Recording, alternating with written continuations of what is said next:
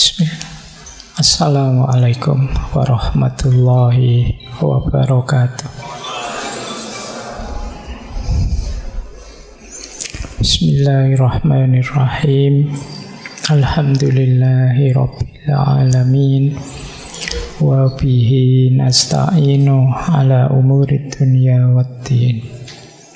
Allahumma salli wa sallim wa barik ala habibina wa syafi'ina sayyidina wa maulana Muhammadin wa ala alihi wa ashabihi wa man tabi'ahum bi ihsanin ila yaumiddin. Amma ba'du. Bismillah. Mari kita lanjut lagi, ngaji lagi, mengistiqomai belajar kita setiap Rabu malam Kamis. Meskipun saya tahu malam hari ini tantangannya berat, lagi enak-enak nonton bal-balan, disuruh ngaji, tapi ya enggak apa-apalah. Semuanya memainkan peran terbaiknya. Yang sepak bola ya sepak bola sebaik yang mereka mampu. Kita yang ngaji juga begitu. Mari kita ngaji semaksimal yang kita bisa. Karena seperti yang disampaikan oleh Plato dulu waktu kita belajar filsafat kebahagiaan itu, di antara puncak kebahagiaan seseorang adalah optimalisasi potensi-potensi jiwanya.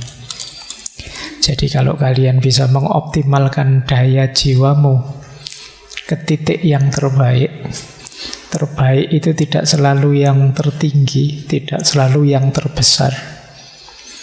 Karena justru yang terbaik itu ya ukurannya pas. Tidak lebih, tidak kurang. Disitulah kita akan bahagia. Termasuk belajar, termasuk olahraga sepak bola, termasuk apapun itu. Kita punya daya apapun, mari kita berikan the best version-nya.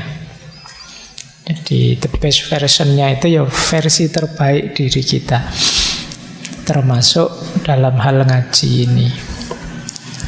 Jadi meskipun agak bosan-bosan gimana, males-males gimana, pokoknya istiqomah saja ngaji. Inilah yang terbaik yang kita mampu meskipun agak perjuangan. Baik, yang tentang Plato tadi boleh dicek di ketika dulu kita ngaji filsafat kebahagiaannya Plato. Dan gagasan itu disetujui nanti oleh Al-Farabi juga ketika beliau menulis kitab Tahsilus Sa'adah. Juga sudah ada ngajinya, jadi tinggal teman-teman rujuk kembali. Sudah diterbitkan juga jadi buku, cuma kan kalau buku harus beli. Kalau rekamannya mungkin teman-teman sudah download atau tinggal mengulang. Oke, malam hari ini kita ada di tema retorika seperti 3 minggu sebelumnya. Kita bertemu beliau Al-Farabi, yang beberapa kali kita angkat di ngaji filsafat ini karena beliau salah satu filosof muslim yang masyhur dengan gagasan-gagasan besarnya. Salah satu tokoh yang berjasa memperkenalkan filsafat ke dunia Islam pada zamannya. Malam hari ini kita membahas pandangan-pandangan beliau tentang retorika. Sejauh mana sih retorika itu menurut beliau, yang beliau ini dikenal sebagai mu'allim sani, guru kedua. Guru pertamanya siapa? Aristoteles. Karena beliau ini orang yang sangat aktif menerjemahkan, menafsir, menguraikan gagasan-gagasannya Aristoteles. Termasuk tentang retorika. Kemarin minggu pertama kan kita ketemu Aristoteles tentang retorika. Nah, malam hari ini diurai, dianalisis oleh Al-Farabi.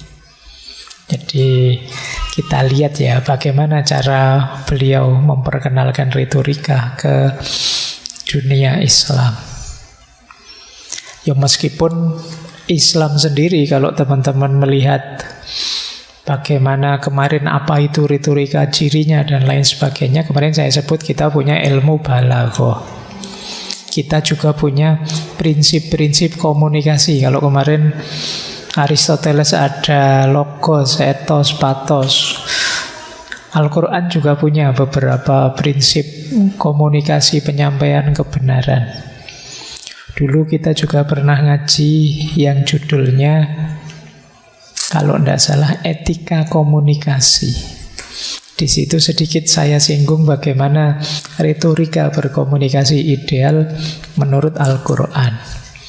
Semoga teman-teman masih ingat ya. Tapi kalau yang baru-baru mungkin belum pernah ngecek.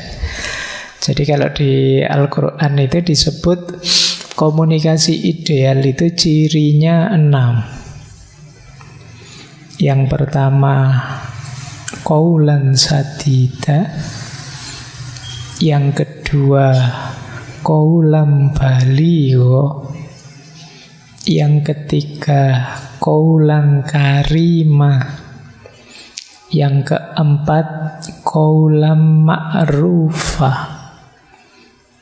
Yang kelima, qaulan layyina. Yang keenam, qaulan maisura.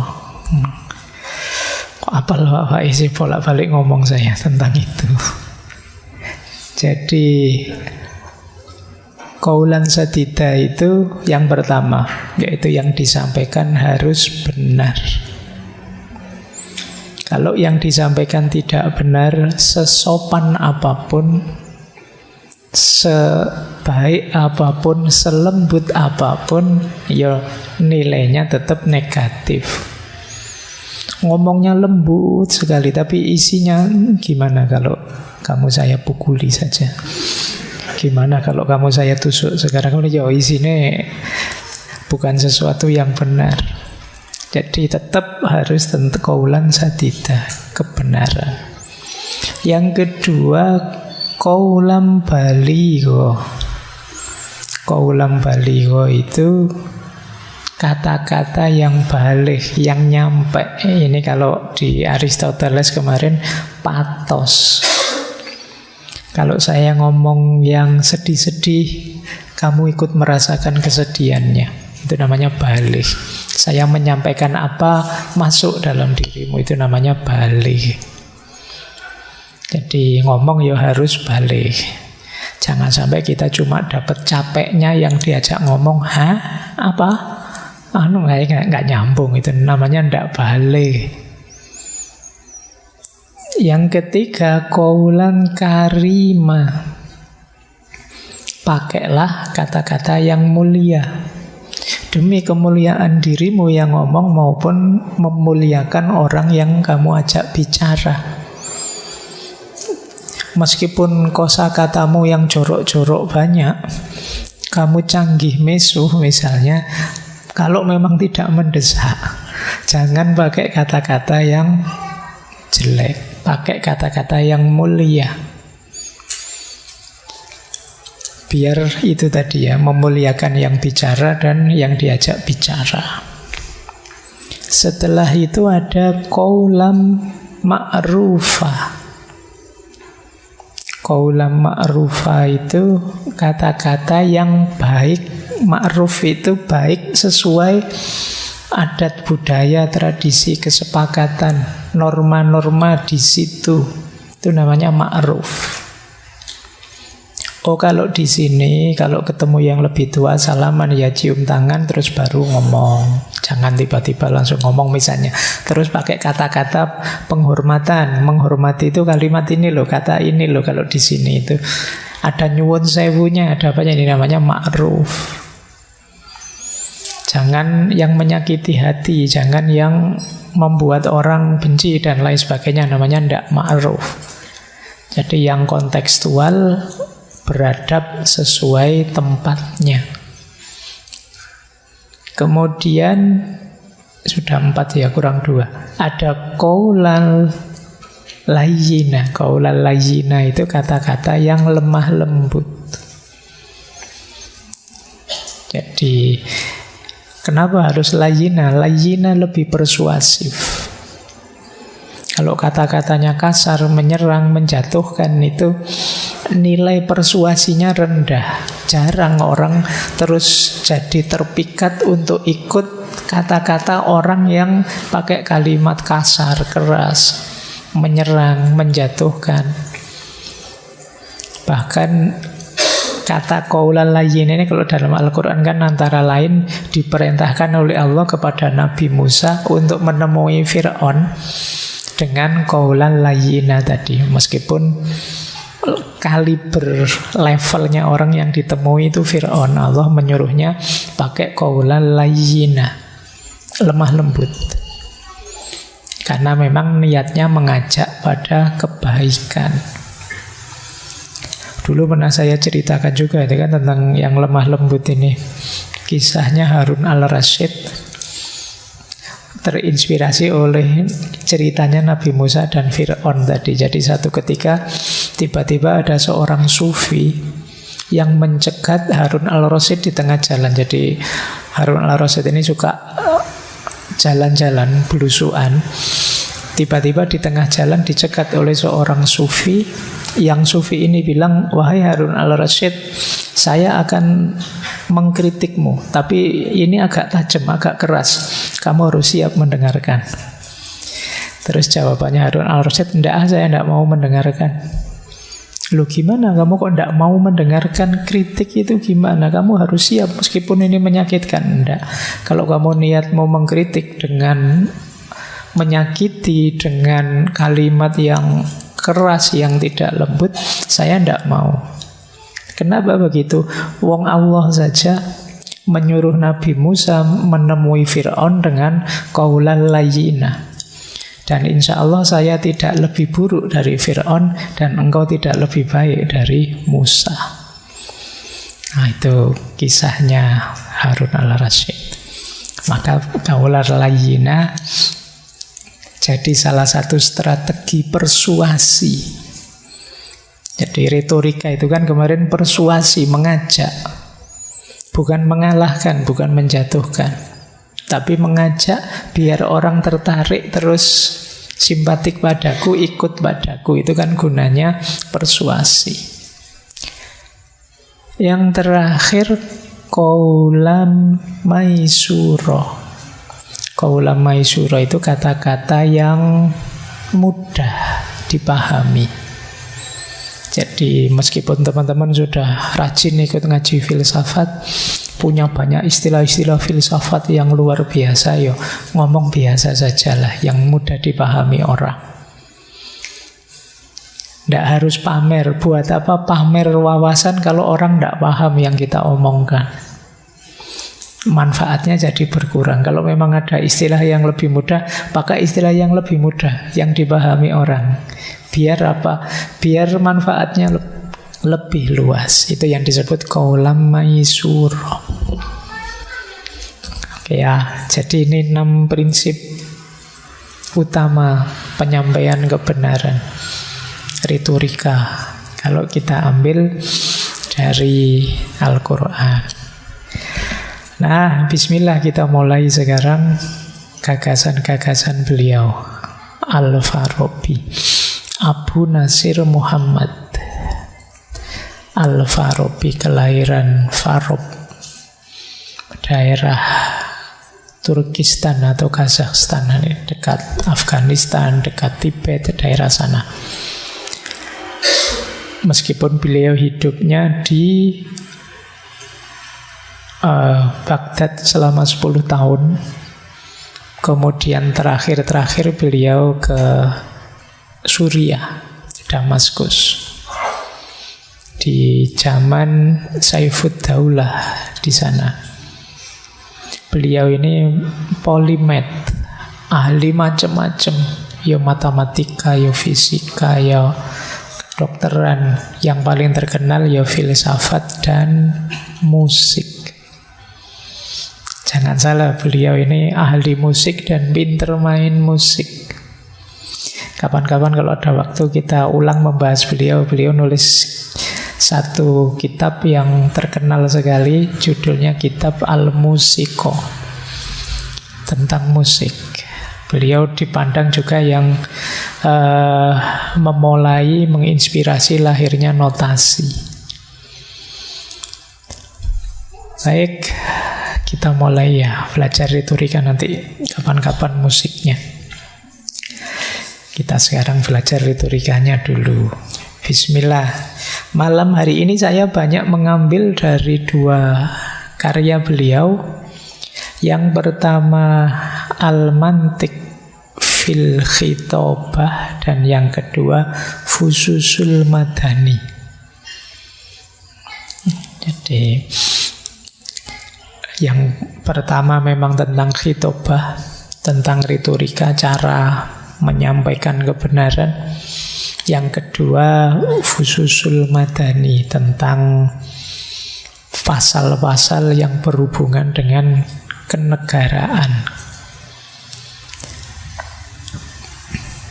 Baik, kita mulai ya. Bismillah. Yang pertama dari Al-Mantiq fil Khitabah, beliau menyebut retorika itu seni dalam berkomunikasi, yaitu satu teknik silogistik yang bertujuan melakukan persuasi. Jadi kenapa silogistik? Ya karena sifatnya deduktif, melalui olah pikiran. Nanti kita lihat ya polanya. Yang kedua mirip sih, tapi dengan redaksi yang berbeda.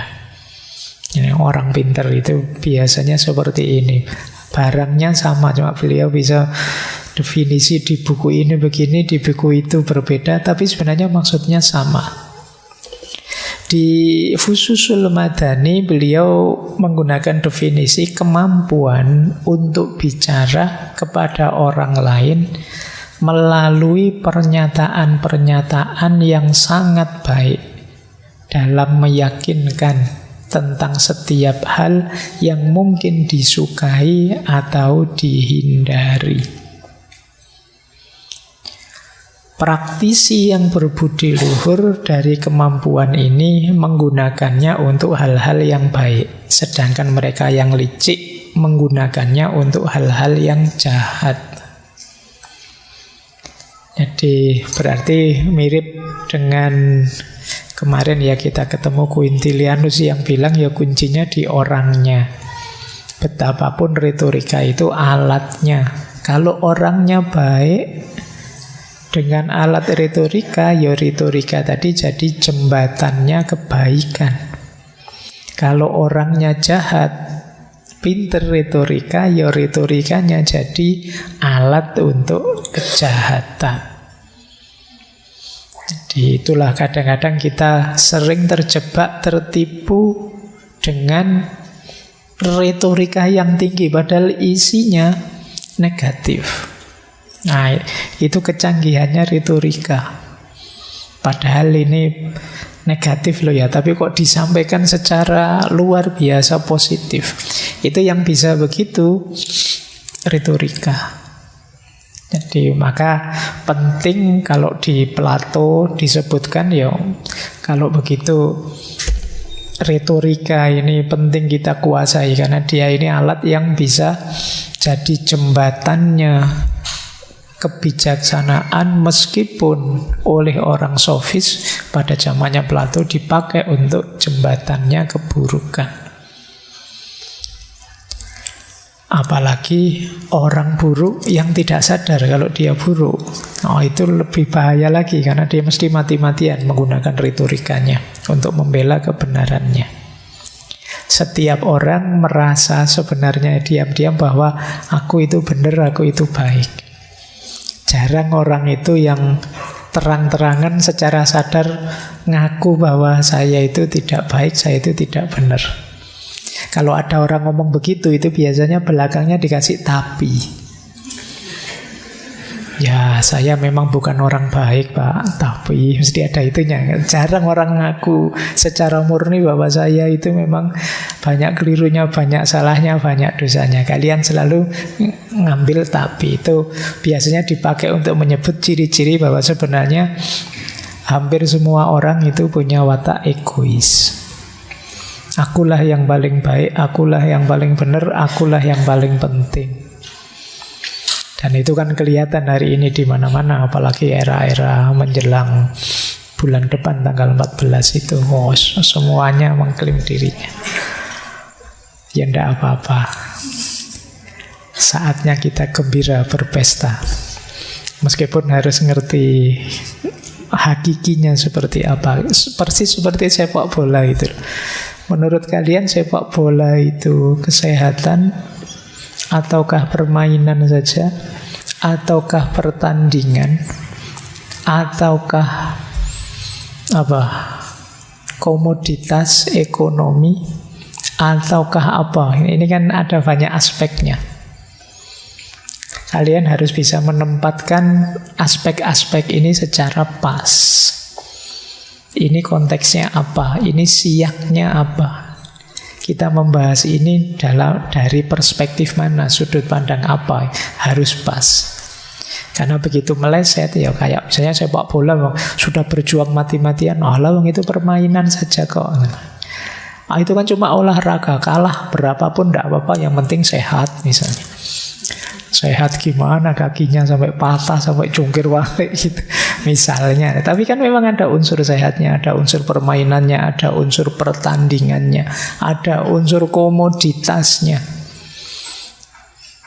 Nah, mungkin ya bulan depan pemilu itu mungkin juga gitu kan, kita menyebutnya pesta. Ada yang bilang itu hakiki untuk hidup bernegara, itu demokrasi, itu ada banyak aspeknya. Pinter-pinter kita menemukan makna dan konteksnya.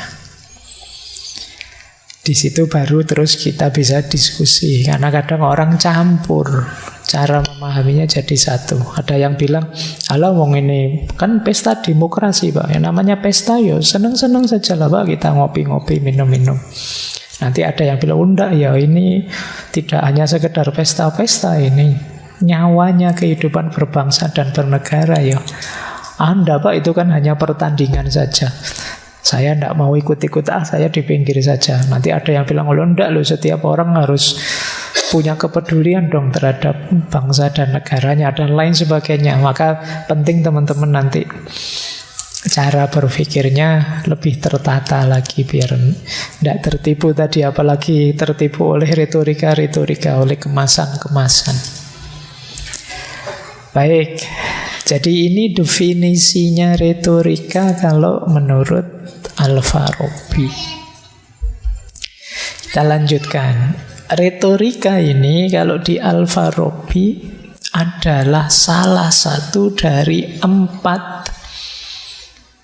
bagian penting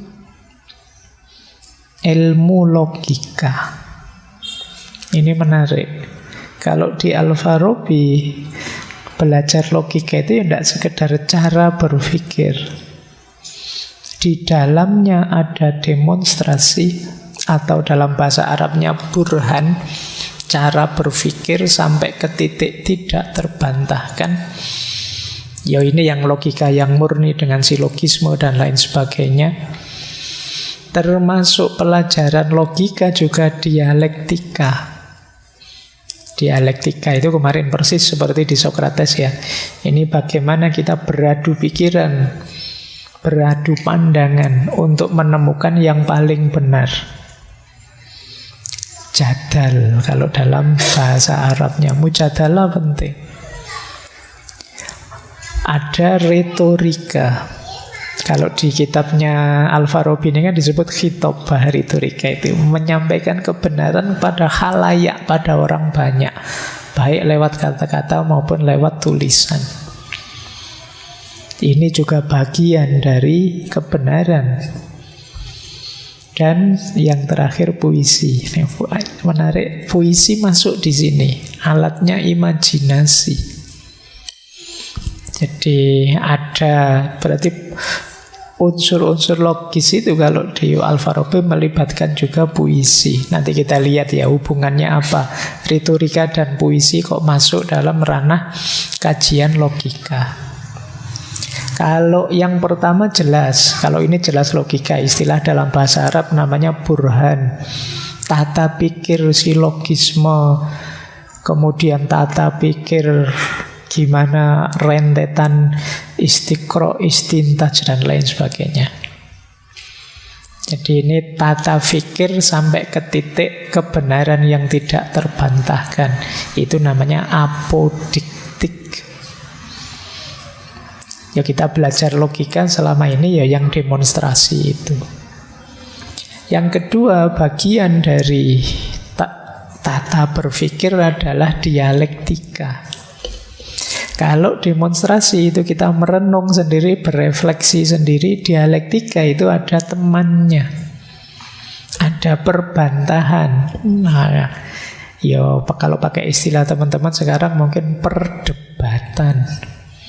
Ini kan baru rame-ramenya debat. Ya, itu sifatnya dialektis. Memang saling membantah isinya, tapi idealnya untuk menemukan kebenaran, bukan untuk saling mengalahkan. Idealnya. Cuma dalam prakteknya biasanya jidal itu berubah jadi saling mengalahkan. Itulah mengapa dulu waktu kita tema mujadalah, berdebat yang baik, itu kan beberapa ulama menyebut mereka kurang senang dengan metode debat.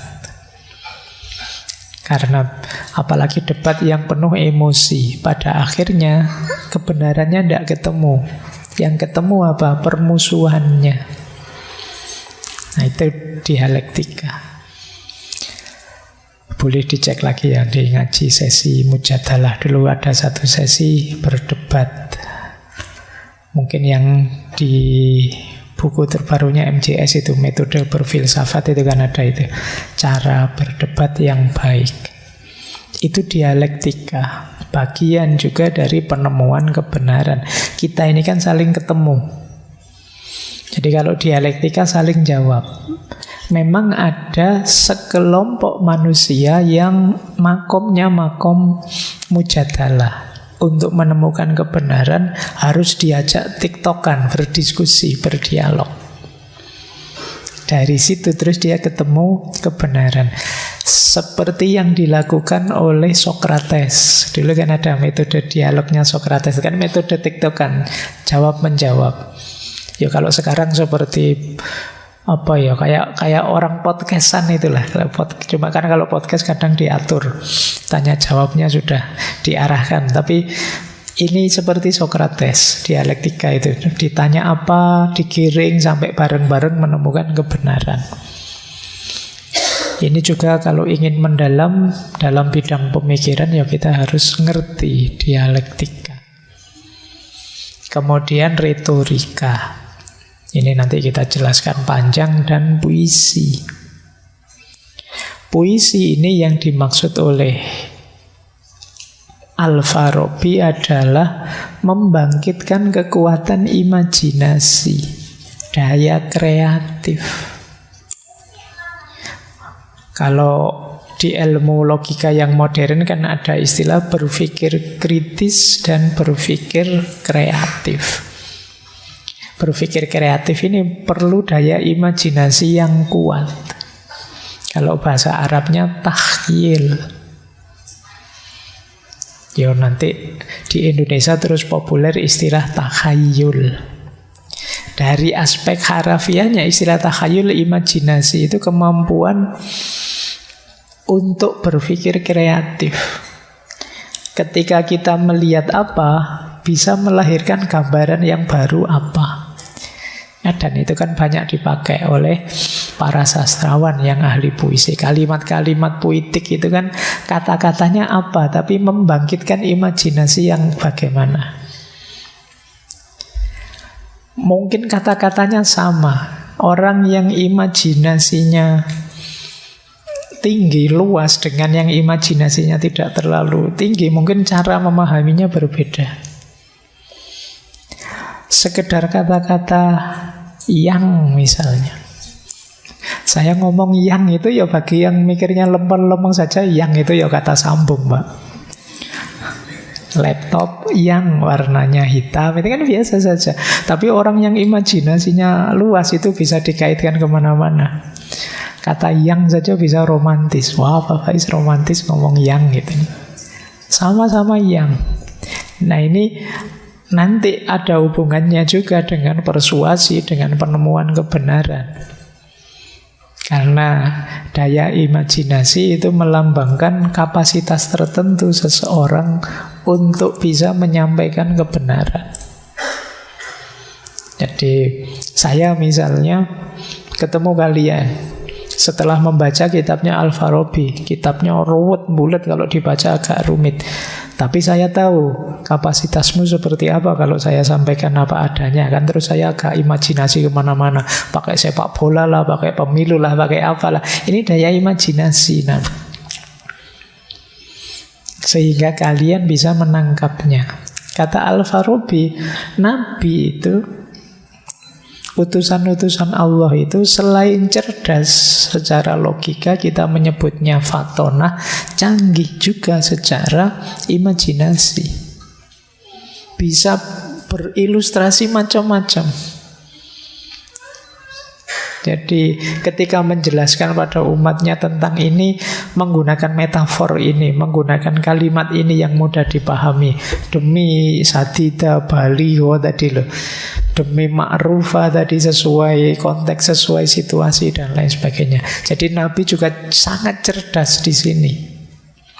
Kalau disampaikan apa adanya, level sangat dalam, sangat metafisik, misalnya tentang eskatologi, itu mungkin bingung orang Arab zaman itu. Tapi kecerdasan Nabi di aspek berpikir kritis ini mampu menyampaikan risalah, pesan-pesan agama yang mungkin sangat tinggi, sangat eskatologis, sangat metafisik di level yang bisa dipahami oleh masyarakat zaman itu. Jadi teman-teman yang belajar logika, belajar cara berpikir, kalau mengikuti Al-Farabi, tidak hanya canggih berdemonstrasi pikiran, tapi juga mampu berdialektika, berbantahan, canggih juga berretorika, menyampaikan secara pas, secara baik, sehingga pesannya tidak tereduksi, terdistorsi, dan mampu juga berimajinasi, berpikir puitik. Oke, jadi ini 4 alat utama kalau dalam retorikanya Al-Farabi. Nah, itu ada kalimat menarik. Mungkin teman-teman ingin bertanya, apa sih hubungannya puisi dan persuasi? Ini ada di Fususul Madani. Kata Al-Farabi, keunggulan dalam bangkitnya imajinasi berbeda dengan keunggulan dalam persuasi. Perbedaan keduanya, keunggulan dalam persuasi dimaksud agar pendengar melakukan sesuatu setelah menyetujuinya. Kalau persuasi kan saya menyampaikan sesuatu, sampean setuju. Itu berarti saya sukses mempersuasi. Tapi kalau kebangkitan imajinasi adalah untuk menggugah jiwa pendengarnya, sehingga dia mencari atau melarikan diri dari hal itu, atau memiliki kecenderungan atau kebencian terhadap hal itu, meskipun ia mungkin tidak menyetujuinya. Nah, ini imajinasi. Misalnya saya tidak mengajak kalian untuk misalnya ya apa kasus Palestina Israel yang di sana ada tragedi kemanusiaan. Saya tidak secara langsung mengajak kalian ayo nyumbang, ayo nyumbang, ayo. Menyumbang itu pahalanya besar loh. Ayo, apa yang bisa kita lakukan? Ayo kita berikan. Ini namanya persuasi. Tapi kalau membangkitkan imajinasi jenis puisi itu, saya cerita saja. Bayangkan di sana sampai hari ini 25.000 lebih korban tewas. Yang anak-anak betapa mengenaskannya. Itu kan terus imajinasi kalian bangkit. Kalian membayangkan, iya ya seandainya saya, seandainya aku punya adik, seandainya itu anakku, seandainya. Ini kemampuan membangkitkan imajinasi namanya. Saya tidak perlu menyuruh, tapi kalian terus, kalau begitu saya ikut nyumbang Pak. Nah, ini kemampuan untuk membangkitkan imajinasi. Kalau persuasi tadi mengajak.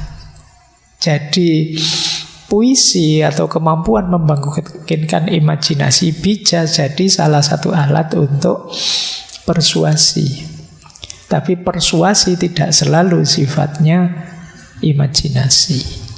Jadi itulah kenapa nanti ini jadi dua alat yang disandingkan dalam aspek retorika. Baik, ini untuk menjelaskan singkat saja. Saya tidak memperpanjang di sini biar teman-teman tidak tambah puyeng. Tapi ini nanti ada ilmunya sendiri masing-masing, khususnya puisi. Kembali ke retorika. Pentingnya retorika itu apa? Kata Al-Farabi, retorika itu salah satu tugasnya filosof. Saya tidak tahu kalian sudah ngaku filosof apa belum, meskipun sudah sering ikut ngaji.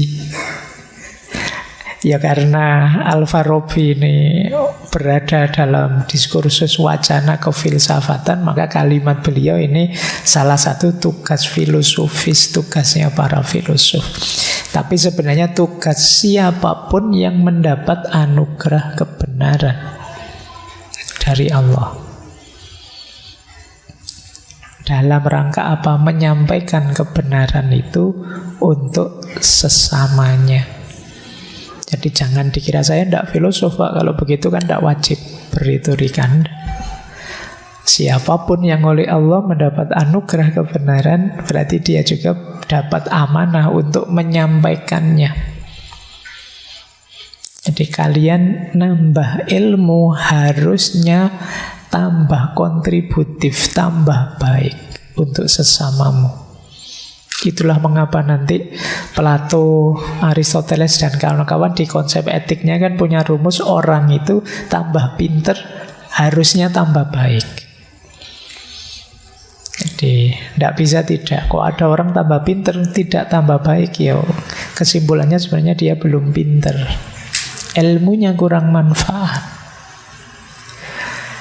Yang kedua, retorika itu penting untuk membangun konsensus sosial.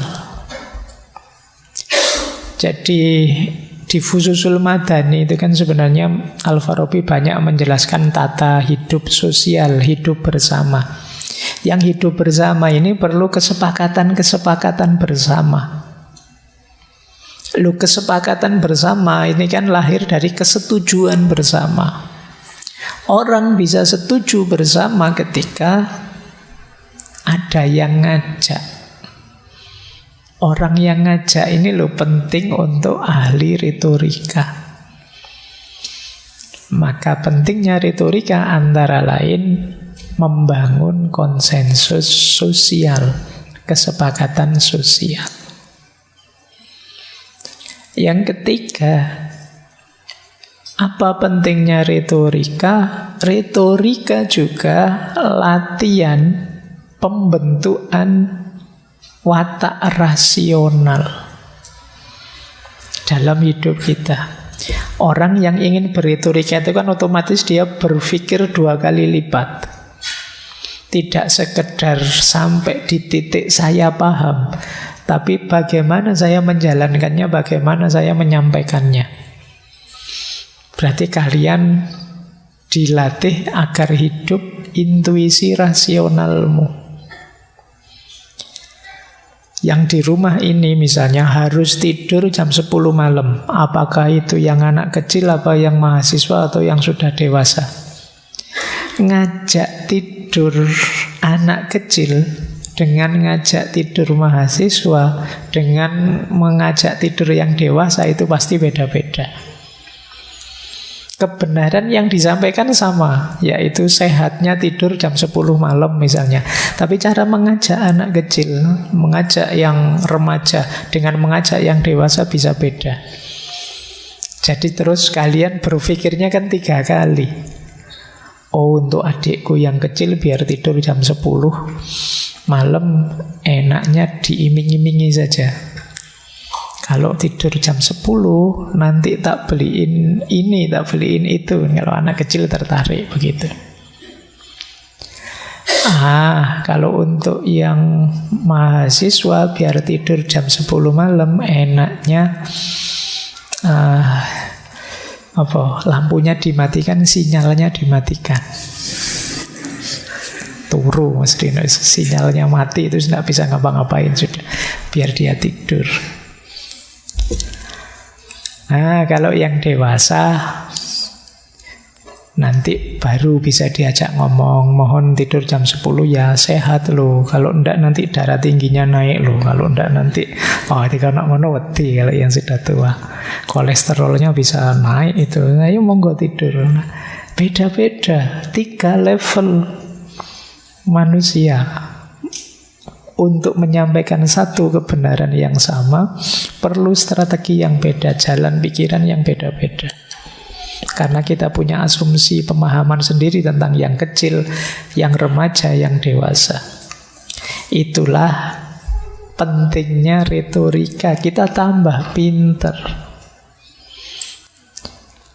Yang keempat, retorika juga melatih keterampilan komunikasi dengan massa, keterampilan ngomong di depan orang. Ini juga kan penting. Banyak loh yang ngomong di depan orang grogi, deg-degan. Kadang di depan temannya sendiri juga tidak nyampe.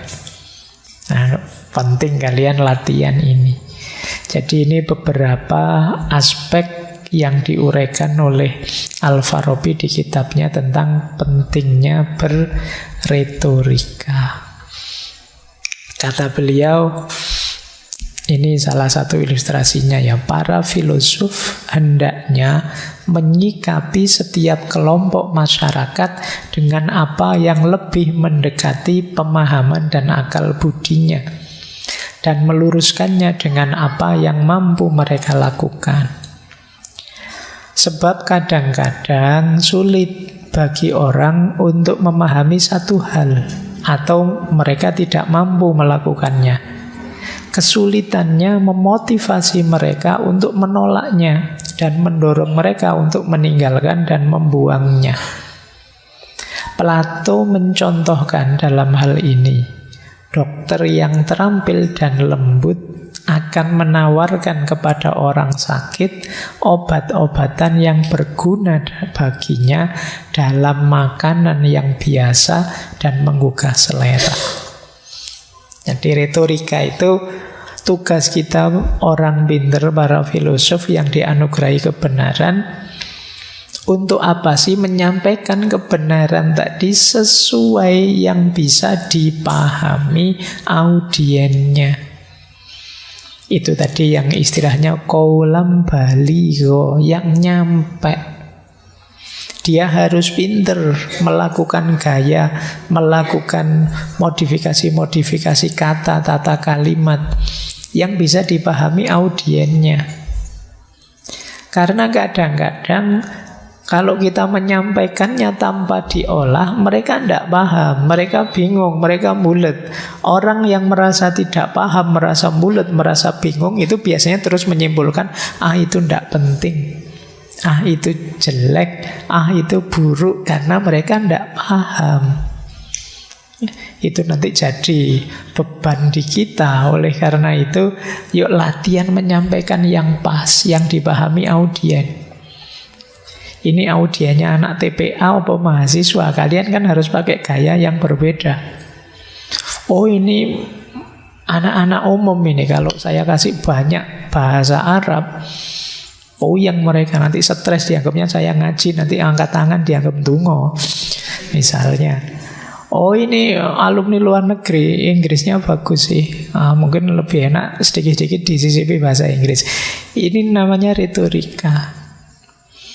Kata Al-Farabi, Plato mengilustrasikan kita itu jadi seorang dokter yang baik. Dokter yang baik itu kalau ngasih obat, tidak kok obat yang membuat orang lari, tapi yang orang nganggapnya seperti makanan yang menggugah selera. Jadi orang terus tertarik, sehingga kebenaran terus tidak lepas. Inilah maksudnya pentingnya retorika. Baik, kita lanjutkan. Ini tadi sudah sedikit kita singgung ya, kalau di semua tokoh sebelumnya juga sudah menjelaskan ini, bahwa retorika itu memang punya dua wajah. Yang satu, dia akan menjadi alat kejahatan, alat keburukan. Yang kedua, dia jadi jembatan menuju kebaikan. Yang pertama oleh Al-Farabi dicontohkan dengan Plato dan kawan-kawan, Aristoteles dan kawan-kawan. Yang kedua, yang buruk, dicontohkan kelompok sofisme. Dan ini diambil oleh Al-Farabi untuk menjelaskan dua wajah retorika. Kita ikut kubunya Aristoteles dan kawan-kawan, ataukah kelompok sofis dan kawan-kawan. Yang satu berretorika untuk kebenaran, kebaikan. Yang satu berretorika hanya untuk membela kepentingannya sendiri dan keuntungannya sendiri. Kebenarannya nomor sekian, yang penting saya menang. Kebenarannya nomor sekian, yang penting saya untung. Itu gaya sofis. Ini yang diambil oleh Al-Farabi untuk menjelaskan ada dua wajah dari retorika. Baik, ini kemarin-kemarin sudah banyak dijelaskan. Kita langsung masuk ke materi retorikanya saja. Nah, kita ringkas dulu secara umum sebelum nanti ke detail tekniknya. Ini beberapa pandangan umumnya Al-Farabi tentang retorika. Yang pertama, integrasi filsafat dan retorika. Ini tadi sudah banyak dijelaskan ya, termasuk bagian dari logika dan lain sebagainya. Retorika tidak lepas dari filsafat. Dia bagian dari perangkat dan peralatan kita untuk menghidupkan kebenaran. Yang kedua, retorika bisa kita pakai sebagai alat kebajikan. Jadi retorika ini seperti di tangannya Aristoteles dan kawan-kawan yang diidealkan menuntun kita menuju keadilan dan kebijaksanaan. Ini tadi juga sudah dijelaskan. Yang ketiga, ini saya tidak bikin-bikin ya, memang di bukunya ada hubungan antara retorika dan kepemimpinan politik. Jangan lupa Al-Farabi melanjutkan Plato dan Aristoteles dengan pandangan pemimpin ideal itu ya filosof. Jadi philosopher king, raja itu harusnya filosof. Nah, nggak usah tanya ya dari calon-calon yang filosof yang mana. Wong itu pandangannya Plato kok ya. Jadi kalau dia kenapa harus filosof? Biar dia menguasai kebijakan dan kebijaksanaan, mampu berpikir mendalam. Nah, selain itu, dia kan juga punya tanggung jawab menyampaikan segala kebijakan dan kebijaksanaannya kepada masyarakat. Disitulah pentingnya retorika. Maka pemimpin politik disyaratkan punya kemampuan retorika yang baik. Menurut Al-Farabi. Karena kalau dia tidak punya kemampuan retorika yang baik, bagaimana menyampaikan idenya, gagasannya? Nanti masyarakatnya bisa salah paham, salah tangkap. Jadi di beberapa bagian kitabnya nanti beliau menjelaskan hubungan antara retorika dan kepemimpinan politik. Kemudian beliau juga menjelaskan retorika harus dilakukan dengan dasar etik. Jadi tidak boleh sekedar menang saja, sekedar unggul saja, tapi harus berlandaskan komunikasi yang etik, mengedepankan nilai-nilai moral. Jadi ya seperti tadi, karena dia punya dua wajah, ayo mengambil retorika di wajah positifnya. Karena seperti kemarin waktu di Aristoteles, banyak pandangan, banyak nyinyiran pada retorika, termasuk dari Plato, karena jengkel lihat orang-orang sofis, sehingga cenderung melihat retorika itu negatif. Kita kan sering pakai istilah hanya retorika. Seolah-olah kalau kamu disebut hanya retorika, itu hanya gaya saja, tidak ada isinya. Itu bungkus saja, retorikanya saja, percaya saja, nanti mesti tidak terlaksana itu. Itu cuma retorika. Kita akan menganggap itulah retorika. Misalnya kalau ada yang ditanya pakai jawaban-jawaban template, ya nanti kita pertimbangkan ya nanti kayak gini, terus kita menyebutnya jawaban retorika. Padahal mungkin itu yang dimaksud retorika di aspek negatifnya, sementara retorika juga punya aspek positifnya. Baik, jadi ini secara umum retorika berarti menurut Al-Farabi itu bagian dari filsafat, perangkat kebajikan, penting untuk para pemimpin publik dan harus didasari etika atau moral. Dari sinilah nanti kita bisa membangun prinsip-prinsip retorika yang positif, bukan retorika yang negatif. Baik, sudah setengah jalan, kita lanjutkan ya. Masih kuatkah? Kelihatannya semua perjuangan malam hari ini harus tidak ngantuk gitu. Tapi kan sepak bolanya selesai dengan hasil yang sebagaimana sudah kita perhitungkan. Tidak apa-apa. Kalau sudah seperti itu, kita anggap saja seperti tadi ya. Itu kan olahraga. Yang penting semuanya gembira. Baik, kita lanjutkan. Jadi ini yang umumnya, pandangan-pandangan umumnya. Sekarang kita masuk ke beberapa teknisnya. Ini boleh teman-teman nanti baca kitabnya, Al-Mantiq fil Khitabah.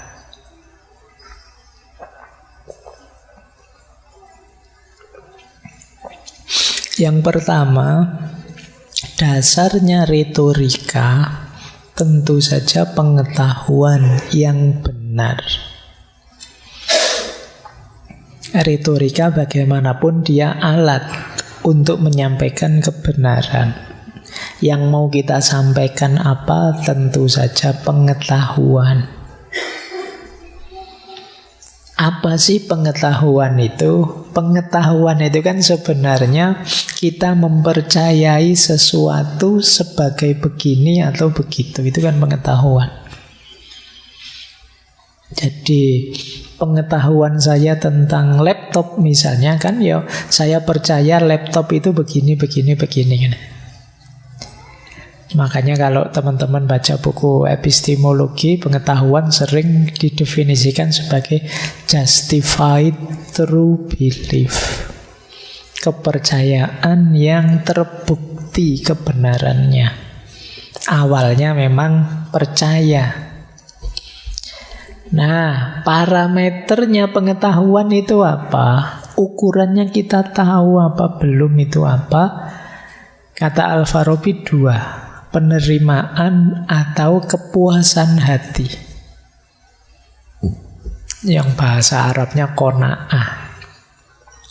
Jadi kalau kita sudah qanaah itu merasa cukup. Iya, saya ngerti. Iya, saya terima definisi itu. Iya, saya terima maksud itu, teori itu, konsep itu. Itulah pengetahuan. Ketika kita menerima dan puas itu berarti tidak bertanya-tanya lagi. Tidak ragu-ragu, tidak mempertanyakan. Ya, saya setuju, cukup, saya sudah paham. Itu berarti sudah punya pengetahuan kita. Jadi dasarnya retorika itu pengetahuan yang dicirikan oleh penerimaan dan qanaah kita terhadap materi yang kita ketahui. Tapi kata Al-Farabi, yang namanya pengetahuan itu ada 2 jenisnya. Yang pertama keyakinan atau yakin. Yang kedua yang masih asumsi atau dzon. Jadi pengetahuan kita itu jenisnya 2. Ada yang mantap, yakin. Ada yang masih dzon. Dzon itu masih kira-kira, namanya asumsi. Cirinya yakin itu apa? Yakin itu kalau menurut kita sudah tidak ada lagi celah kesalahannya. Berarti itu sudah yakin. Karpet ini warnanya hijau. Yakin saya, tenane, jangan-jangan coklat. Enggak Pak, mantap, saya yakin. Siapapun yang bilang selain hijau akan saya bantah. Ini namanya yakin. Jadi menurutmu sudah tidak ada celah salahnya lagi. Prosesnya namanya tasdik. Tasdik itu pembenaran. Beda dengan dzon. Dzon ini masih asumsi. Masih ada celah salahnya. Tapi kamu mengafirmasi, percaya sih, tapi mungkin saja bisa keliru. Misalnya, saya yakin kalau saya ngaji ini saya lanjutkan sampai jam 12. Mesti sudah teler ini semua peserta ngaji. Ini saya yakin, tapi saya tahu dalam keyakinan saya ini mesti ada celah salahnya. Mungkin saja kalau saya lanjutkan sampai jam 12, tidak semuanya teler, Pak. Ada 1-2 yang sangat teler. Ada 1-2 yang kuat sampai jam 12. Wah, ini saya tahu mungkin saja ada yang begitu. Jadi keyakinan saya tidak 100%, tapi ya mendekati lah. Itu namanya dzon, namanya asumsi. Jadi apa tidak ada pengecualiannya? Ya mungkin ada sih. Kalau masih begitu berarti dzon. Tapi kalau ada yang tanya, apa tidak ada pengecualiannya? Tidak ada. Saya yakin begitu. Nah itu namanya yakin. Jadi ada yakin, ada dzon. Jadi kalau kalian dapat informasi apa saja dari siapa saja, coba kamu cek itu yakin apa dzon. Ada ndak kemungkinan berubah, kemungkinan salah, kemungkinan tidak pas? Kalau masih ada, itu levelnya masih dzon. Jadi ini kalau dalam istilah bahasa Arab itu menarik. Nah, kalau dzon itu lebih mendekati keyakinan. Nanti ada yang 50-50. Kalau 50-50 itu namanya syak. Kalau syak itu ya 50-50, antara ya dan tidak. Itu namanya syak. Ada lagi yang lebih mendekati tidak. Namanya waham. Kalau waham itu kemungkinan besar tidak. Teman-teman ini Pak, kalau ngaji dilanjutkan sampai jam 1 malam, insya Allah siap bertahan kok Pak. Itu mungkin waham. Kemungkinan besar tidak. Mestinya ya teler semua. Nah, jadi itu level keyakinan ya. Ada yakin, ada dzon, ada syak, ada waham. Cuma di sini kita, kalau di kitabnya Al-Farabi ya dibahas yakin dan dzonnya. Jadi yang satu keyakinan, yang satu masih asumsi. Kalau dzon tadi prosesnya namanya persuasi, ikna. Nah, di sini baru main persuasi. Kalau yang pertama tidak perlu dipersuasi, wong sudah mantap, sudah yakin. Yang kedua ini yang perlu dimantapkan. Tidak semua orang setuju masalahnya. Nah, ada proses ikna. Ikna itu membuat orang merasa cukup, membuat orang menerima. Itulah yang disebut persuasi. Kalau sudah yakin, tidak perlu dipersuasi. Jadi kebenaran persuasi itu mengajak orang itu kan untuk yang levelnya masih asumsi. Yang bisa benar, bisa salah. Baik, kita lanjutkan ya. Berarti apa? Asumsi itu pengetahuan tapi levelnya masih kemungkinan. Sifatnya asumsi kalau di kitabnya Al-Farabi itu opini. Di asumsi itu kan selalu menurutmu, sesuai pandanganmu. Menurut pandangan saya, Indonesia ini sekian puluh tahun ke depan akan jaya. Itu kan menurut saya. Jenisnya kemungkinan, namanya opini. Jadi sesuatu itu levelnya kemungkinan, asumsi dan opini. Kalau punya dua ciri. Yang pertama apa? Tidak diketahui pastinya, masih perlu diteliti dan ditemukan lagi. Ini berarti masih kemungkinan. Pastinya gimana tidak tahu. Atau yang sifatnya keadaan di masa depan, itu semuanya kemungkinan. Jadi besok kita ada tahun Indonesia Emas 2045. Nah, ini jelas levelnya kemungkinan, asumsi. Jadi kepastiannya ya kita tidak tahu. Jadi asumsi itu ada sesuatu yang tidak pasti, harus diteliti, diuji lagi, atau sesuatu yang masih belum ada, adanya di masa depan. Jadi kalau kita ngomong tentang masa depan, sifatnya pasti opini atau asumsi. Atau kita bicara tentang sesuatu yang kita tidak tahu, masih dikalkulasi dengan akal. Kebenarannya harus diuji lagi. Ini namanya asumsi atau opini. Nah, asumsi atau opini itu lebih berhubungan dengan persepsi kita terhadap realitas, bukan realitas itu sendiri.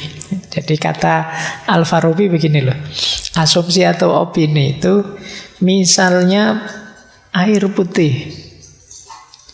Air putih menurut saya sangat menyehatkan dan menyegarkan, makanya silahkan diminum.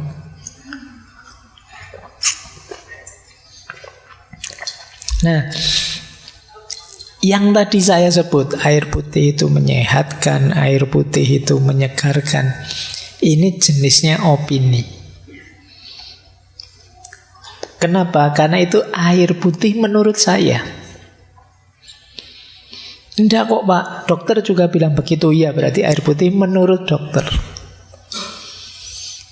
Jadi yang sifatnya perspektif itu namanya opini dan asumsi.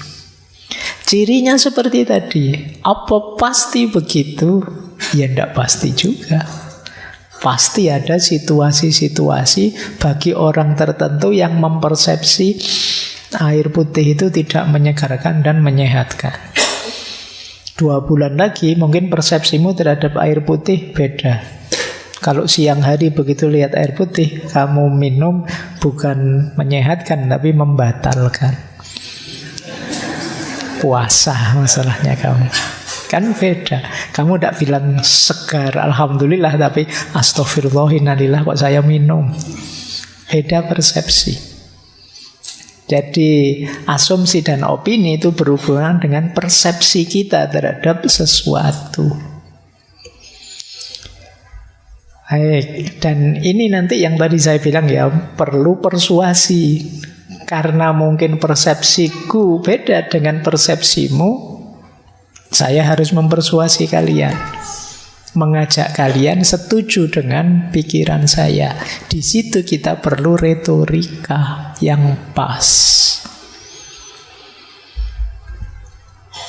Nah, menarik kata beliau terus, kuat atau lemahnya asumsi sebenarnya tergantung pada sanggahannya. Semakin sedikit penyanggahnya, semakin kuat asumsinya. Tapi semakin besar penyanggahnya, semakin lemah. Jadi kalau penyanggahnya sedikit, misalnya saya bilang,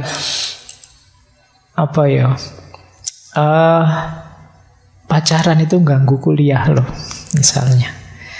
Terus ada penyanggahnya, tidak bisa Pak, teman saya pacaran, tambah rajin kuliahnya Pak. Pacarnya sak kelas sih masalahnya. Meskipun libur yuk ngampus terus biar ketemu pacarnya. Misalnya, contohnya ngono. Ini namanya penyanggah. Berarti pandangan saya tadi dibantah oleh penyanggah ini. Nah, bisa bertahan enggak, bisa menjawab enggak terhadap penyanggah-penyanggah ini. Kalau dia kuat bisa bertahan, ya asumsi ini berarti kuat. Tapi kalau tambah lemah, oh berarti tidak semuanya begitu ya. Oh berarti tidak selalu pacaran itu ganggu kuliah. Ini kan jadi melemah. Kalau keyakinan yang yakin tadi kata Al-Farabi tidak bisa lemah. Tapi kalau asumsi itu bisa lemah kalau ada penyanggahnya. Karena kalau sudah level keyakinan ada penyanggah, penyanggah itu mesti otomatis kita anggap salah. Tadi saya yakin ini warnanya hijau, kok tiba-tiba ada yang bilang, enggak Pak, itu bisa coklat loh Pak, bisa kuning. Enggak, saya yakin hijau, enggak goncang. Tapi begitu sifatnya persepsi, asumsi, opini tadi dari kita terhadap sesuatu, itu baru bisa goyang, penyanggahnya jadi lemah, pandangan kita. Nah, meskipun kata Al-Farabi, kadang-kadang meskipun ada penyanggahnya, tapi penyanggahnya tidak tergarap. Sehingga kita merasa benar padahal tidak. Nah, banyak orang yang seperti ini. Contohnya apa? Kata Al-Farabi, penyanggah itu bisa karena manusianya atau karena topiknya. Kenapa penyanggah tidak dipedulikan? Kata Al-Farabi, kalau orangnya males, karena orangnya lupa, mungkin orangnya sudah mati, ya tidak peduli dengan pendapatnya sudah. Orangnya, atau orangnya sangat sibuk, atau orangnya memang lemah pikirnya, dibantai juga diem saja. Itu karena manusianya. Atau karena memang temanya rumit. temanya misalnya kayak tadi loh, besok 2045 kita tahun emas. Itu ya membantahnya ya susah, menyetujuinya ya susah. Sama-sama susah. Nah ini berarti karena temanya memang sangat abstrak, susah disanggah. Jadi ini bagian, jadi berarti apa? Bagian dari retorika. Retorika itu diperlukan ketika kita ada di ranah opini. Kalau sudah yakin kita tidak perlu retorika. Kalau sudah mantap ya sudah. Tidak perlu capek-capek berretorika lagi. Kita perlu teknik retorika, argumentasi yang lebih canggih ketika ada di ranah asumsi ini, yang masih opini. Baik. Ya, kalau ini sebenarnya ya rasional, di kitabnya saya kutipkan di sini ya. Runtuhnya keyakinan. Kapan satu keyakinan runtuh? Kalau orang yang meyakini meninggal, ya tentu saja ya. Terus pikirannya mati, lumpuh, atau dia lupa. Kalau runtuhnya asumsi sama, pemiliknya meninggal, pikirannya lumpuh, dia lupa dan lupa argumentasinya. Atau dia tidak sadar ada penyanggahnya. Atau justru dia lebih setuju penyanggahnya. Ya dari sini tentu saja keyakinan dan asumsi bisa runtuh. Nah, kata beliau, tidak ada cara untuk menghalangi seseorang beropini, sebab setiap orang punya opini sendiri. Bahkan orang yang tidak punya opini sama sekali, pernyataan itu menjadi opininya. Gimana pendapatmu tentang air putih tadi? Saya tidak punya pendapat, Pak. Loh, tidak punya pendapat itu pendapatmu. Jadi itu kan kata Al-Farabi begitu, tidak punya opini itu ya itu opinimu. Jadi tidak ada orang bisa dihalang-halangi kalau itu opini. Kamu mau berpikir apa saja tentang air putih tadi kan bisa saja berpikir, siapa yang bisa menghalangi? Makanya dulu salah satu filosof kan ada yang bilang kebebasan yang sejati itu sebenarnya kebebasan dalam pikiran. Kamu mau mikir apa saja kan bisa saja. Tidak ada yang menghalangi. Saya berpikir tiba-tiba saya berdiri nyopot baju sampai kelemahan. Itu kan orang mikir, tidak terhalangi di sini. Mungkin muncul gambar saya nyopot baju dan macam-macam. Tapi kan saya tidak nyopot baju beneran secara fisik. Kalau nyopot baju beneran, mungkin kalian lari-lari megangi saya biar nggak jadi nyopot. Terhalang sudah. Tapi di pikiran tidak bisa. Jadi maka tidak ada cara untuk menghalangi orang beropini. Meskipun keluarnya apa, tapi opinimu kebalikannya kan bisa saja. Masih betah ngaji? Betah Pak, padahal di pikiranmu tidak betah Pak ngajinya, ruwet sekarang. Bisa saja begitu. Jadi tidak ada cara menghalangi opini. Bahkan tidak beropini pun yaitu jenis opinimu. Oke. Nah, untuk menguatkan asumsi, yaitu tadi ya, membantah penyanggahnya, mengkritisi yang membantah dengan dua jalan, retorika dan dialektika. Retorika itu mempersuasi biar yang lain percaya dengan asumsi kita. Dialektika itu mengajak debat biar dia takluk, tunduk dan ikut kita. Itu dua jalannya antara retorika dan dialektika. Baik, saya agak cepat ya, materinya dari dua kitab harus jadi 1,5 jam lebih sedikit. Kemudian audien. Ketika kita ingin mempersuasi, itu kan ada 3 pihak yang terlibat. Yang pertama objek persuasi atau al-maksud iqna'uhu. Yang kedua pendebat munazir. Yang ketiga hakim. Hakim itu yang mengambil keputusan. Jadi ketika kita mempersuasi itu berhadapan dengan 3 orang. Yang memang orang kita beri persuasi biar ikut kita untuk setuju. Yang kedua yang mendebat kita. Yang ketiga orang yang memutuskan, persuasimu tidak masuk akal, persuasimu bagus, itu namanya hakim. 3 audien ini kan yang disebut dalam Al-Quran, ud'u ila sabili rabbika bil hikmah wal mau'izah hasanah wajadilhum billati hiya ahsan. Yang punya hikmahnya hakim. Retorika kita kepada yang kita persuasi, kan itu istilahnya mau'izah hasanah, khitobah tadi, al-maksud iqna'uhu. Tapi nanti ada kelompok yang tidak setuju akan mendebat kita. Disitulah penting wajadilhum billati hiya ahsan. Jadi itulah 3 audiens objeknya persuasi.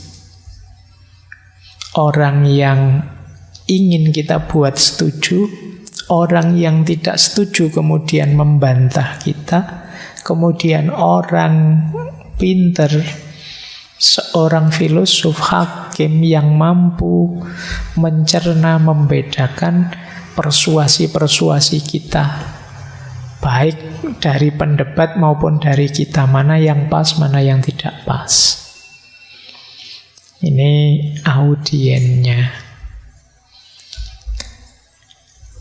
Nah, sekarang baru tekniknya. Kuncinya di sini sebenarnya. Gimana sih cara mempersuasi yang baik? Kalau Al-Farabi di kitab Al-Mantiq fil Khitobah ada setidaknya 12 cara. Yang pertama analogi atau kias. Yang kedua entimem. Nanti kita jelaskan. Malam hari ini kita jelaskan 2 saja ya. Analogi dan entimem. Yang 10 kapan-kapan. Karena panjang waktunya tidak akan nyampe. Yang ketiga, menemukan kelebihan diri kita dan kekurangan orang yang mendebat, lawan. Ya tentu saja karena kita ingin menang, unggul, dipercaya, kita harus tahu kelebihan-kelebihan pikiran kita dengan argumentasinya dan apa kelemahan pikiran dan argumentasi pihak lawan. Yang ketiga, gimana caranya kita bisa mempengaruhi emosi orang yang kita beri persuasi. Ini patos. Jadi gimana caranya kalau kita ingin mereka terharu, ya mereka terharu beneran. Kalau ingin mereka tersentuh, mereka tersentuh. Ini memancing reaksi emosional. Kemudian yang kelima, mendorong persetujuan melalui proposisi-proposisi etiknya. Berarti apa? Mereka setuju untuk melakukan dan menjalankan apa yang kita katakan. Jadi gimana caranya, kata Al-Farabi, orang yang mendengarkan kita itu setuju dengan proposisi etiknya. Karena proposisi etik itu kan yang berhubungan dengan tindakan. Tidak sekedar pemahamannya, kan ada nanti yang paham saja, tapi ya tidak mau mengikuti kita. Maka mari kita buat mereka mendukung proposisi etik kita, bahwa menjalankan ini, melakukan itu seperti yang kita sarankan itu baik. Ada lagi strategi retorika dengan cara membesarkan atau mengecilkan nilai sesuatu. Tapi ini untuk kebaikan ya, jangan untuk kejelekan. Jadi kadang-kadang kita membesar-besarkan. Sebenarnya ya tadi cuma saya minum biasa saja. Terus kalian menjelaskannya, wah Pak Faiz itu kalau minum rasanya seperti, oh itu membesar-besarkan, oh cuma minum biasa saja kok. Saya kalau mendengarkan ngaji ini Pak, wah pikiran saya, rasa itu membesar-besarkan. Tapi dalam konteks tertentu kadang penting. Mungkin kalian promosi biar temanmu tertarik misalnya, itu membesar-besarkan. Padahal ya biasa saja. Atau mengecil-ngecilkan. Nah, sama lah kayak kalian sekarang sepak bola kalah misalnya, itu kan kalian kecil-kecilkan, ya enggak apa-apa lah, cuma kalah yang penting kan. Nah, itu namanya mengecil-ngecilkan sesuatu. Kalian harus canggih di sini untuk mempersuasi orang. Kadang-kadang orang itu tidak menerima persuasi kita karena mereka punya nilai yang lebih tinggi yang ingin dia perjuangkan. Nah, terus strategi kita biasanya apa? Mengecilkan nilai dia dengan membesarkan nilai kita. Misalnya kalian punya teman, saya sudah tidak mau kuliah lagi, saya ingin kerja saja. Nah, padahal kamu ingin ngajak dia kuliah. Maka kamu jelaskan, yang penting itu mencari ilmu. Kerja itu nantilah atau sambil jalan. Yang utama itu mencari ilmu. Karena itu kamu besar-besarkan nilai belajarnya, nilai kuliahnya. Kerja itu tidak terlalu penting lah. Kalau kita ilmunya tinggi, nanti dapat barokahnya ilmu misalnya. Hidup terjamin. Atau sebaliknya, kamu ingin dia bekerja, tidak usah kuliah saja. Terus kamu bilang, belajar bisa sambil jalan, sambil baca, YouTube-an banyak. Kalau kerja tidak bisa. Kalau kamu ada peluang, jalan saja kerja. Ini namanya mempersuasi. Kamu cari mana yang kamu besarkan, mana yang kamu kecilkan. Baik, terus akan lebih mudah persuasi kalau kita paham tradisi. Di sini biasanya bagaimana? Budayanya bagaimana? Baik tradisi yang berjalan maupun yang tertulis. Yuk kita sebagai orang Indonesia yang ramah, mari kita memperbanyak senyum. Ini namanya kita basisnya tradisi. Orang sudah merasa familiar dengan kita. Terus lebih mudah juga untuk mempersuasi orang kita mendatangkan saksi. Ini kan sering kalau teman-teman lihat promosi-promosi itu orang bikin testimoni. 1 orang kurang 2 orang, 3 orang, masih kurang sak kampung. Kadang-kadang kamu jualan, kamu kasih testimoni banyak, padahal yang bikin ya kamu sendiri, mengakunmu banyak. Itu teknik retorika. Jadi menghadirkan saksi. Ya meskipun zamannya Al-Farabi masih belum bisa membayangkan ada fake account itu ya. Dia ngerti ini saksi itu yang mendatangkan orang. Kalau sekarang dari 1 orang bisa ratusan. Jadi ini juga teknik mempersuasi. Begitu banyak orang setuju, yang lain itu biasanya cenderung ikut. Maka teknik mendatangkan saksi penting. Makanya kan sekarang kampanye misalnya kan banyak pengerahan-pengerahan massa. Atau pokoknya menunjukkan bahwa kita temennya banyak loh, yang ikut kita banyak.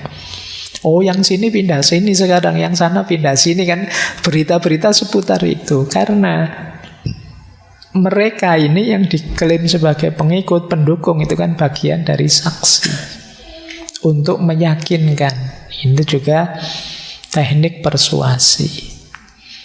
Mempersuasi juga penting dengan menampakkan ketertarikan atau keengganan. Saya senang yang seperti itu. Saya tidak suka kalau pakai ini. Itu kan orang terus tersentuh biasanya. Coba sekalian kalau kalian ingin ngajak atau mempengaruhi temanmu, pakai diksi-diksi yang menunjukkan kalian tidak suka atau kalian tidak senang atau kalian sangat suka. Akan sangat berpengaruh. Suka sekali saya kalau kamu masak itu enak ternyata. Padahal tujuanmu biar besok-besok temanmu yang masak terus. Jadi pernyataan-pernyataan seperti ini itu jenis persuasi. Terus atau kalau di Al-Farabi disebut bertaruh, mengundang partisipasi. Misalnya teman-teman bilang, Bapak Ibu yakinlah dengan yang saya bilang ini. Kalau tidak percaya, coba dicek sendiri. Barang siapa menemukan yang berbeda dengan yang saya bilang, saya beri uang. Nah, itu tertarik sudah orang. Jadi ini sistem memberi reward atau melakukan satu taruhan untuk meyakinkan orang. Kalau tidak percaya, potong kuku saya. Potong leher mati ya, potong kuku, potong rambut saja aman. Jadi ini gaya persuasi namanya. Jadi membuat orang, oh iya ya, wong ya uang sebesar itu aja dia korbankan, mestinya benar ini. Nah, ini gaya persuasi juga. Terus bersumpah. Ini kemarin sudah dikritik ya di Quintilianus, sumpah seperlunya saja. Tapi memang sumpah itu penting. Dengan kita meyakinkan, wallahi saya itu bilang, itu orang sudah tidak berani bantah sudah. Dengan persuasi yang kita sampaikan. Yang terakhir, kalau mempersuasi orang, perhatikan mimik kita, gestur kita. Jangan ngajak orang sedih, kita cengenges-cengenges. Sambil meringis-meringis sedikit, ya prihatin ya saya, terus cekikian. Ini tidak jadi prihatin itu namanya. Gesturnya, kemudian mimiknya penting. Jadi ini 12 teknik untuk kita mempersuasi orang, menarik orang sehingga menerima asumsi kita tadi, apa yang kita sampaikan tadi. Baik, seperti janji tadi ya, kita hanya bisa 2 ya. Sekarang ke kiasnya dan antimemnya. Antimem itu sebenarnya bagian dari kias atau analogi. Sebenarnya ya cuma satu, ini satu tema.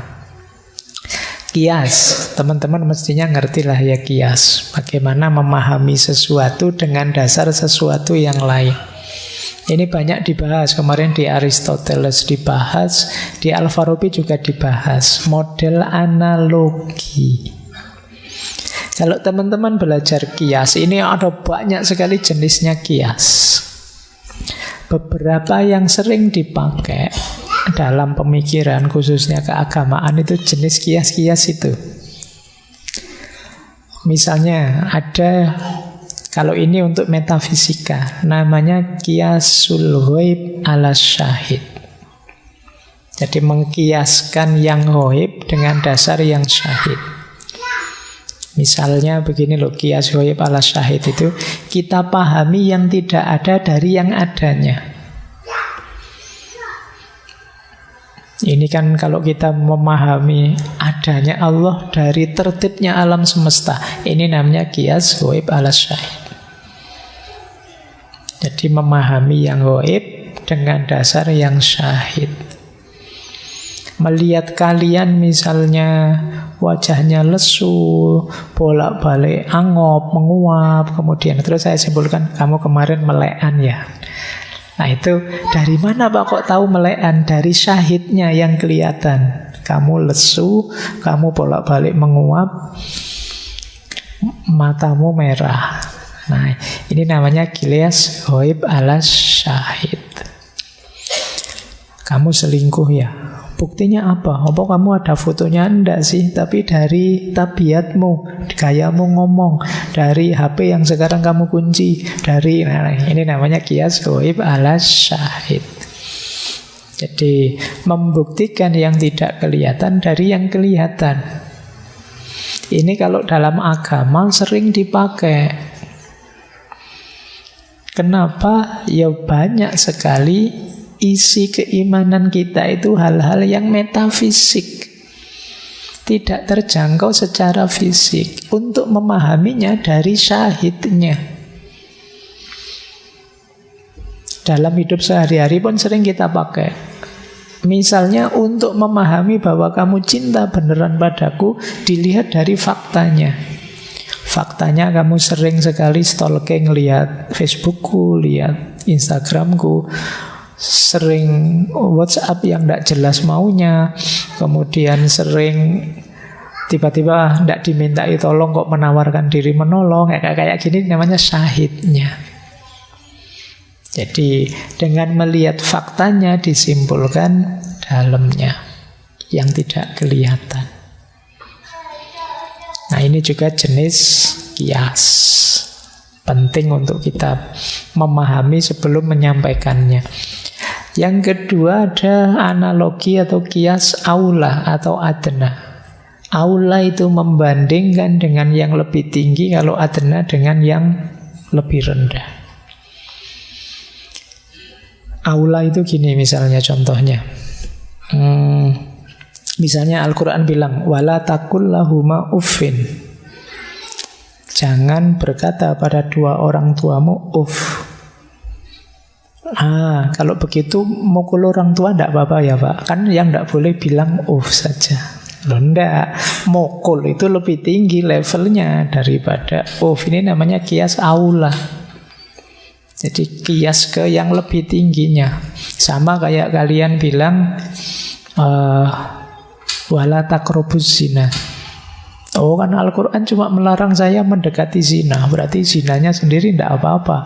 Ya enggak, itu memahaminya bisa pakai aula. Pakai aula itu wong yo di level mendekati saja tidak boleh, apalagi zinanya. Nah, itu kias aula dan adna. Jadi yang bawahnya tadi bilang bilang apalagi mendekati zina, tapi yo atasnya juga bisa dipahami begitu. Jadi ini kias. Makanya memahami ayat pun yo kalau ada yang bilang tidak bisa Pak Quran, ya Quran tidak bisa pakai akal. Loh, kalau nanti tidak pakai akal nanti wala taqrabuz zina, yo yang tidak boleh mendekati zina saja. Zinanya tidak apa-apa. Nah, maka perlu namanya kias aula. Memahami yang lebih tingginya, mendekati saja tidak boleh, apalagi zinanya.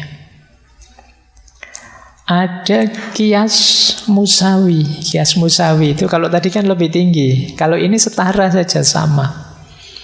Kias musawi itu misalnya kita dilarang makan harta anak yatim. Oh, kalau begitu membakar harta anak yatim tidak apa-apa, tidak boleh kan makan. Kalau bakar kan enggak, ya makan sama bakar sama saja. Jadi itu namanya kias musawi, setara. Ada kias sumuli. Kias sumuli itu kalau di ilmu logika namanya generalisasi. Jadi yang lain dikiaskan saja, dianggap sama kayak semuanya. Lihat satu misalnya, yang ngaji ngantuk, lihat sini ngantuk, sana ngantuk, sana ngantuk. Jadi banyak yang ngantuk, terus saya simpulkan berarti semua jamaah ngaji malam hari ini ngantuk. Ini namanya kias sumuli, digeneralisir. Lihat debat, yang pertama begitu, yang kedua begitu juga, yang ketiga begitu juga. Berarti debat itu cuma gitu-gitu aja. Nah, ini namanya kias sumuli. Jadi menyimpulkan semuanya dari beberapa fakta awalannya. Ada kias ikhroj. Kias ikhroj itu counter example, pengecualian. Jadi misalnya ada kita disuruh melakukan apa, kebaikan apa, tapi kan nanti apa selalu begitu? Enggak sih. Situasi tertentu bisa enggak begitu. Jadi namanya pengecualian. Misalnya, apakah orang yang sabar itu akan selalu sukses? Iya, sabar selalu sukses. Lah ini ada orang sabar tidak sukses dari muda sampai tua. Nah, itu namanya counter example. Akhirnya apa? Counter example itu biasanya hasilnya, kalau tadi bilang semua orang sabar pasti sukses, terus bilang sebagian besar orang sabar pasti sukses. Nah, sekarang berubah. Kenapa? Ada counter example. Jadi ada pembantahnya. Oh, nanti lama-lama kalau kok lebih banyak yang tidak sukses ternyata orang sabar itu, ya terus Bisa-bisa sampai level ada orang sabar yang sukses, nanti bisa begitu. Nah ini namanya kias ikhraj untuk pengecualian. Ada lagi kias talazum. Kias talazum itu kias biasanya. Biasanya begitu. Jadi memahami dengan logika biasanya begitu. Itu kias talazum. Anak-anak yang belajar filsafat itu biasanya ngeyelnya luar biasa. Nah itu namanya kias talazum. Jadi memahami sesuatu dari biasanya. Kamu jangan ketawa yang banget-banget deh. Biasanya yang ketawanya tidak terkontrol itu tidak lama lagi terus nangis. Jadi terus talazum namanya. Jadi ini memahami sesuatu dari kebiasaannya. Yang terakhir kias ad-dhamir. Kias dhamir ini kias yang tersembunyi. Itulah nanti yang disebut antimem. Baik di Aristoteles maupun di Al-Farabi dijelaskan banyak. Nanti kita jelaskan lebih detail sebentar. Tapi yang jelas ini cara berpikir. Kalian kalau ingin berretorika, ini harus beres dulu. Cara menyampaikannya, kapan ghaib ala syahid, mana titik-titik aula, mana musawi, ini sama saja. Kapan harus generalisasi. Harus paham selalu ada pengecualian. Harus paham kebiasaan yang ada. Dan lain sebagainya. Itulah yang disebut kias atau analogi. Lanjut, ini tadi loh yang disebut antimem. Jadi antimem itu cara berpikir silogistik, silogisme, tapi diringkas, tidak dipanjangkan. Jadi contohnya begini. Di situ saya kasih contoh ya. Setiap warga negara Indonesia berhak memperoleh pendidikan yang layak. Nah, premis khususnya pakai saya saja lah. Nanti kalau pakai nama kalian tersinggung. Faiz adalah warga negara Indonesia. Kesimpulannya berarti saya berhak memperoleh pendidikan yang layak. Ini premis umum, premis khusus, kesimpulan itu kan normalnya silogisme itu kan begitu. Tapi kalau antimem tidak sepanjang itu. Antimem itu langsung ngomong saja disingkat, saya berhak memperoleh pendidikan yang layak karena saya warga negara Indonesia. Jadi kalau ada satu kalimat singkat ini sebenarnya kan itu perpendekan dari struktur silogisme yang panjang di atasnya. Nah, jadi dengan satu kalimat pendek tadi itu kan orang langsung, meskipun yang atasnya tidak saya sebut, orang kan merinci sendiri. Oh berarti Pak Faiz itu WNI. Oh berarti Pak Faiz juga berhak mendapatkan pendidikan. Nah itu mereka merinci sendiri. Itulah istimewanya antimem. Antimem itu membuat yang diajak bicara mikir. Karena tidak didikte dari A sampai Z secara detail. Nah, mengajak orang lain berpikir itu lebih efektif dalam persuasi, kata Al-Farabi. Jadi, ketika kalimatnya diperpendek, ngajilah biar kamu pinter. Misalnya. Itu kan orang terus mikir, oh berarti mengaji itu ada hubungannya dengan kepandaian. Kalau saya ngaji, saya pinter. Itu kan terus orangnya jadi berpikir. Itulah istimewanya antimem. Nah, ada 3 jenis antimem, yaitu antimem kategoris, ada antimem kondisional, ada antimem disjunktif. Ini sama seperti silogisme. Antimem kategoris, misalnya contohnya ya, sebagian pejabat tidak disenangi karena korupsi. Nah, itu kan sebelum itu pasti ada premis pejabat yang korupsi itu tidak disenangi. Pasti ada premis sebagian pejabat korupsi. Digabung jadi sebagian pejabat tidak disenangi karena korupsi. Jadi, oh berarti ada ya pejabat yang korupsi itu. Nah, itu kan orangnya terus mikir begitu.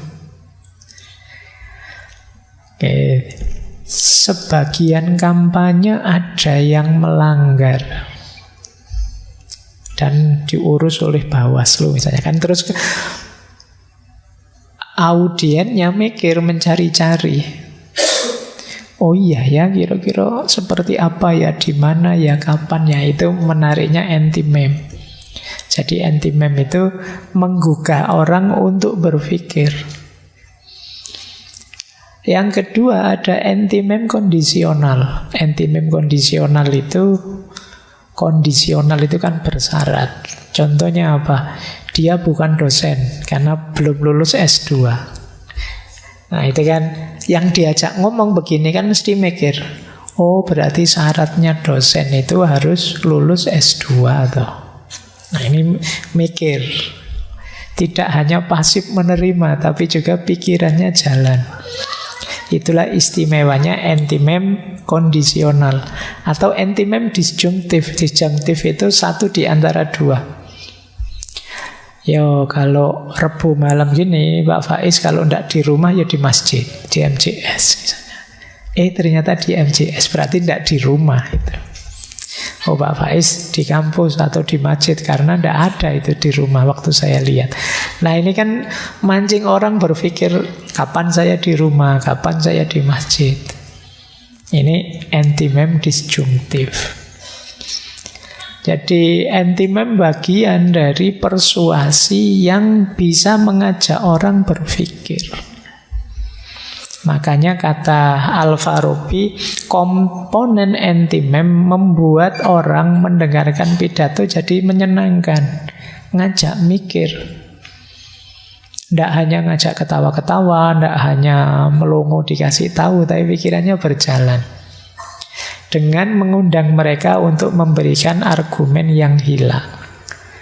Anti-meme memupuk ikatan keintiman antara pembaca atau penulis dan audien.